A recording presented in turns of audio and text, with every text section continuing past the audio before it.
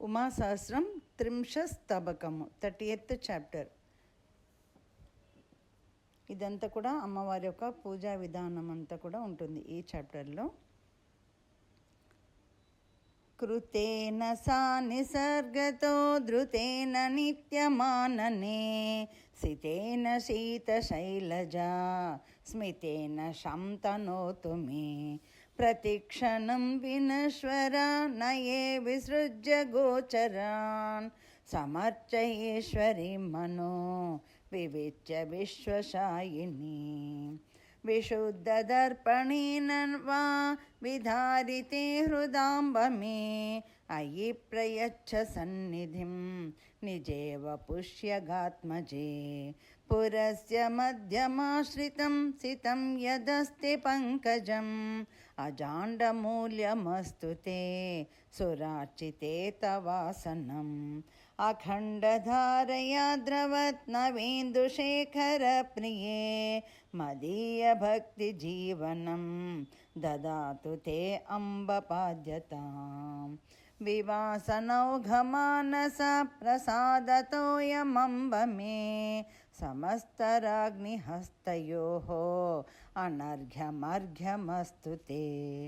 మహేంద్రయోనిచింతనాద్ భవన్ భవస్య వల్లభే మహారసోరసస్త్వయా నిపీయతాం విశుద్ధయే సహస్రపత్రపంకజద్రవత్సుధాజలేన సా సహస్రపత్రలోచనా పినాకినో అభిషిచ్యతే మమార్జితం యదింద్రియైః సుఖం సుగాత్రిపంచభిః తదంబ తుభ్యమర్పితం సదాఖ్య పంచకాయతాం వశిష్ఠగోత్రజన్మనా ద్విజేన నిర్మితం శివే ఇదం శరీరమేవ మే తవాస్తు దివ్యమంశుకం విచిత్రసూక్ష్మతంతుభృత్మమేయమాత్మనాడికా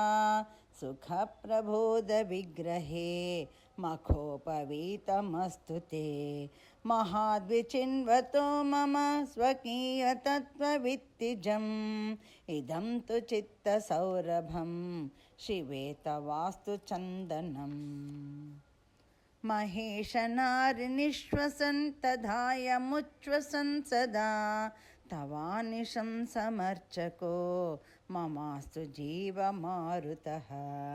విపాకకాలపావక ప్రదీప్త పుణ్యగుగ్గులుః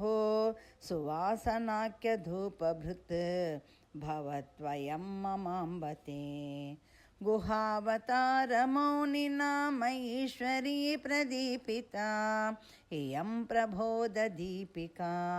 ప్రమోదదాయికా అస్తు తే ఇమామయీ ప్రియాత్ ప్రియాం మహారసామహంకృతిం నివేదయామి భుజ్యతా మేయం త్వయా నిరామయే సరస్వతీ సుధాయతే మనో దధాతి పూగతాం హృదేవ పత్రమంబికే త్రయం సమేత్య తే అర్ప్యతే వినీలతో యదాంతరే విరాజమాన విగ్రహ నిజా విభూతిరస్తు తే తటిల్లతా ప్రకాశికా స్వరోయమంతరంబికే ద్విరేఫవత్స్వరం సదా మమాభిమంత్రధీసుమం దదాతి దేవి తే అంఘ్రయే తవార్చనం నిరంతరం యతో విధాతుమస్మ్యహం న విశ్వనాథపత్ని తే విసర్జనం విధీయతే వియోగ ఇందుధారిణ న చేహ విశ్వనాయికే మదంబ సూత్రరాజతే తటిల్లతా శిఖాంతరే ఇదం శరీరమేకకం విభావ్య నవ్యమందిరం విహారమత్ర శేశ్వరా భవాని కర్తుమర్హసి జడేషు ఇవ అలసేషు ఇవ ప్రయోజనం న నిద్రయా విహర్తుమేవ యాచసే హృదీశ సద్మరాగ్నిమే అయం తవఘ్రిమస్సుతః